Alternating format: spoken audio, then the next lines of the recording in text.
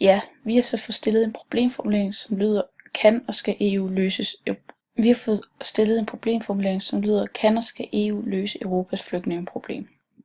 Hvortil vi har fået opstillet 5 problemstillinger, hvor den første lyder, hvordan har antallet af asylansøgere til EU udviklet sig siden 2008? Overordnet set kan man se, at alle lande på nær Grækenland har taget imod flere asylansøgere siden 2008. Udover det kan man se i tabellen for indekstal, at der i EU at der næsten er sket en tredobling af antallet af asylansøgere fra 2008 til 2014. Og i procentvis andel kan man se, at Tyskland har taget imod flest flygtninge, udover at Sverige, som i 2008 tog imod 11% af flygtninge. Spørgsmålet lyder, hvad er grundprincipperne i EU's asylpolitik, og i hvilket omfang deltager Danmark i den fælles asylpolitik? Og man kan sige, at i EU der findes der 4 grundprincipper inden for asylpolitik. Den første det er, i hvilket land behandler asylansøgningen.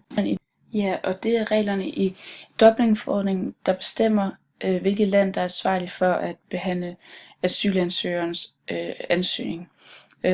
Hovedreglen den siger, at det land asylansøgeren først kommer til, og først bliver registreret i med fingeraftryk, skal stå for ansøgningen. Dog deltager Danmark ikke i det her grundprincip, da de har et retsforbehold, og det betyder, at de ikke deltager i den fælles asylpolitik, men de har underskrevet FN's flygtningekonvention. Men dog der lever de op til hovedparten af kravene gennem dansk lovgivning. Det lyder, hvordan skal asylansøgerne behandles, mens ansøgningen undersøges. Og der er fastsat nogle række regler, som gør, at asylansøgerne har nogle vilkår i EU-landene. Og det er blandt andet regler som indkvartering og kost, og mulighed for arbejde og for at modtage lægehjælp, når de kommer. Og det deltager Danmark heller ikke i, men de lever dog også op til hovedparten af kravene igennem dansk lovgivning, ligesom før. Det tredje grundprincip er, hvordan skal ansøgningen behandles. Fastsat nogle minimumstandarder for asylansøgerens ansøgning, som for eksempel tidsfrist og juridisk rådgivning og klageadgang. Men igen deltager Danmark ikke, men de lever op til hovedparten, ligesom de foregående. Den fjerde og sidste grundprincip, det er, hvem kan opnå asyl. Og der er EU's regler hovedsageligt bygget på internationale regler i FN's flygtningekonvention fra 1951, og den siger, at personer, der er individuelt forfulgt, har ret til beskyttelse, og de må så ikke sendes hjem. Udover det har de også rettigheder til uddannelse og sociale ydelser. Den her gang der deltager Danmark på grund af flygtningekonventionen, ligesom mange andre lande. Tredje problemstilling lyder, hvilken betydning har den midlertidige grænsekontrol fra Tyskland for Danmarks deltagelse i Schengen-samarbejdet og i det indre marked? Et af modulerne, et deadline-program, hvor der var en række eksperter og en række politikere inden for at fortælle. Og den ene ekspert, det var Bent Winther fra Berlingske, og han siger ligesom, at Danmark de har svært ved at overholde de her regler, som kommissionen ligesom har indført, og derfor der, laver vi ligesom egen regler, også egen stramninger, og udover det, så siger han ligesom også, at den her midlertidige grænsekontrol ligesom udelukkende kun er symbolpolitik, og det har ligesom ikke nogen reel virkning.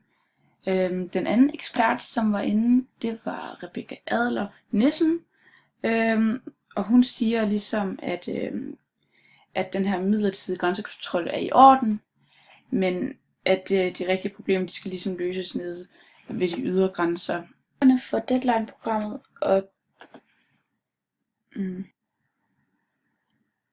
og så er der politikerne for deadline-programmet, hvor den første, det er Sofie Carsten Nielsen fra Radikale Venstre.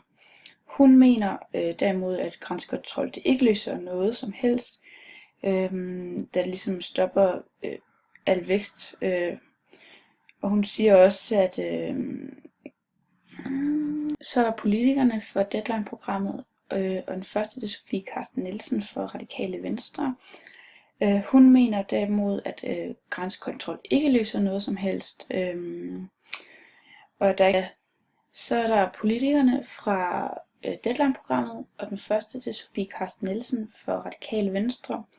Hun mener derimod, at grænsekontrol ikke løser noget som helst, da der ikke vil komme noget vækst, og der vil komme længere køer, og der vil være mindre fri bevægelighed i Europa. Hun mener derimod, at sådan alle lande må gøre noget for at løse Europas store problem, fordi at grænser løser specielt ingenting.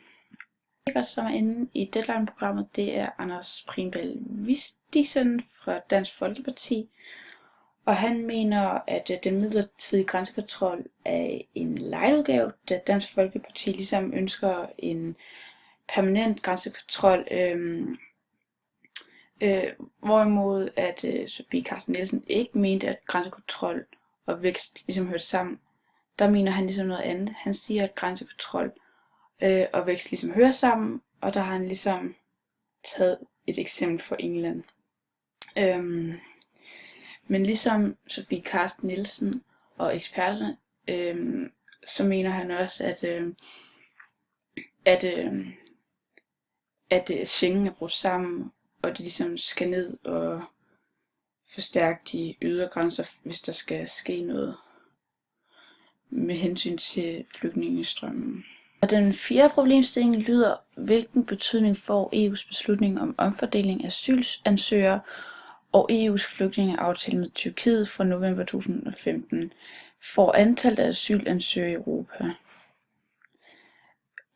Ja, og der har EU ligesom indgået en handel med Tyrkiet, hvor de ligesom outsourcer deres asylpolitik til dem.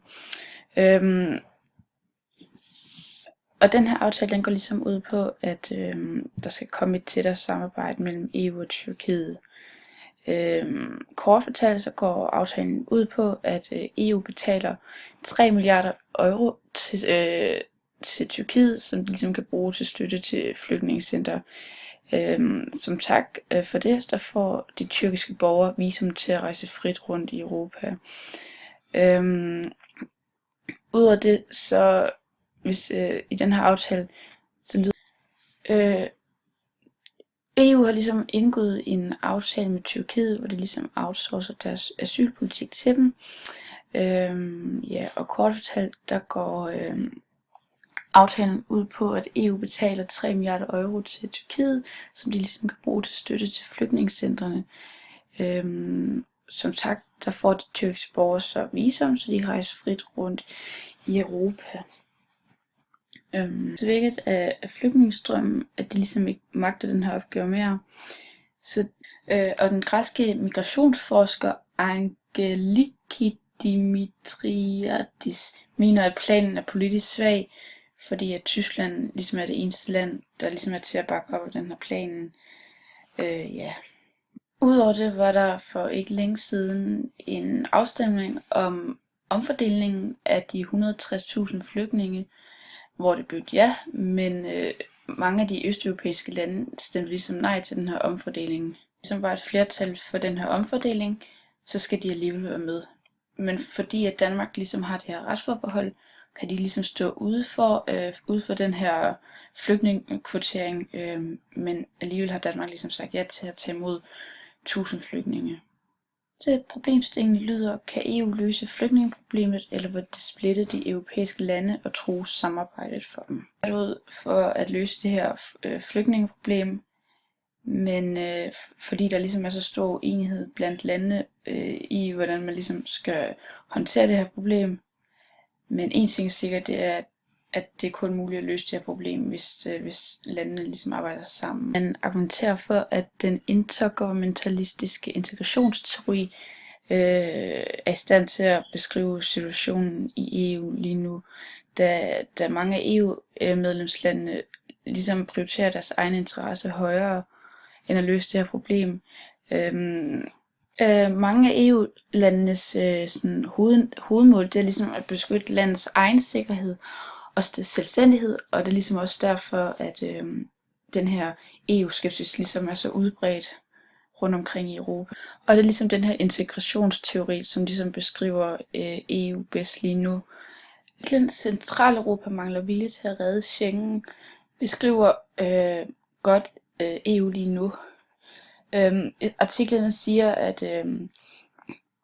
at Europa ligesom er blevet delt op i øst og vest, hvor øst er meget EU-skeptiske og negative imod EU og flygtningestrømmen, og de mangler ligesom viljen til at redde det her Schengen-samarbejde, hvor de derimod skyder skylden på EU angående flygtningekrisen og strømmen.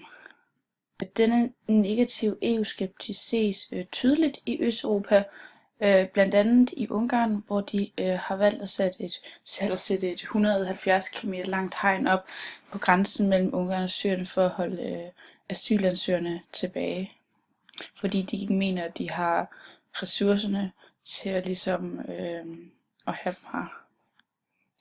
Og der ligesom er det her store splittelse i Europa, har Holland kommet med et forslag om et mini-Schengen, hvor det vil ligesom sige,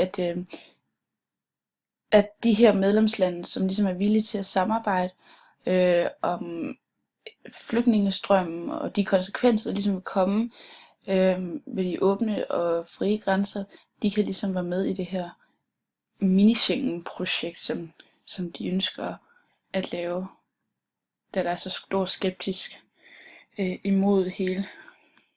Men den store EU-skepsis ses ikke kun blandt medlemslandene, den ses også blandt befolkningen i EU, og det beskriver artiklen Asylskænderier har sat EU i en blindgyde. Det siger ligesom, at EU de er ude af stand til at skabe politiske løsninger. De mangler ligesom de her succeshistorier. EU-medlemslandene, at man ser den, eller oplever den her store EU-skepsis, det er også blandt befolkningen i EU, og det beskriver artiklen Asylskænderier sendt EU i en blindgyde godt. Den siger ligesom, at EU de er ligesom ude af stand til at skabe politiske løsninger. De mangler succeshistorier, og det er lige nu mere problemet end løsningen til den her store fælles udfordring, EU står overfor. Så der er ligesom ikke noget at sige til, at der er den her store EU-skepsis, når EU ligesom ikke kan leve op til medlemslandenes forventninger om, at de ligesom kommer med et forslag til at redde det her Schengen-samarbejde og få løst den her konflikt. Mulige integrationsteori til at løse problemerne, som er i EU lige pt. Det er ved den føderalistiske tankegang. Det vil helt klart være den mest optimale løsning, ligesom at lave den her fælles europæiske løsning, og det bakker Tyskland også op om, men det vil også være den sværeste, da ligesom er svært at ligesom få det her store samarbejde stablet på benene, da der ligesom er den her store splittelse i Europa lige nu. Og hermed kan jeg konkludere, om EU kan og skal løse Europas flygtningeproblem. Ja, vi kan konkludere, at der har været en stor udvikling i antallet af asylansøgere i EU siden 2008. Og det har ligesom ført til en masse konflikter og svære problemstillinger blandt landene i EU. Og det har også skabt, at de forskellige medlemslande fokuserer mere på deres nationale interesser, frem for ligesom at skabe det her fælles asylpolitik i hele Europa. Særligt i de østeuropæiske lande, og også i Danmark, ser man ligesom helst, at den her flygtningebyrde ligesom forsvinder, hvorimod at Tyskland ligesom mere ser og taler for et føderalistisk tankegang, hvor vi ligesom samarbejder om at få løst den her konflikt.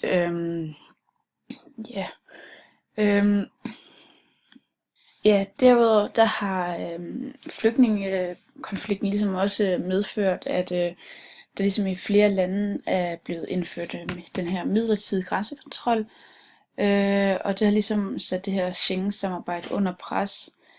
Øhm,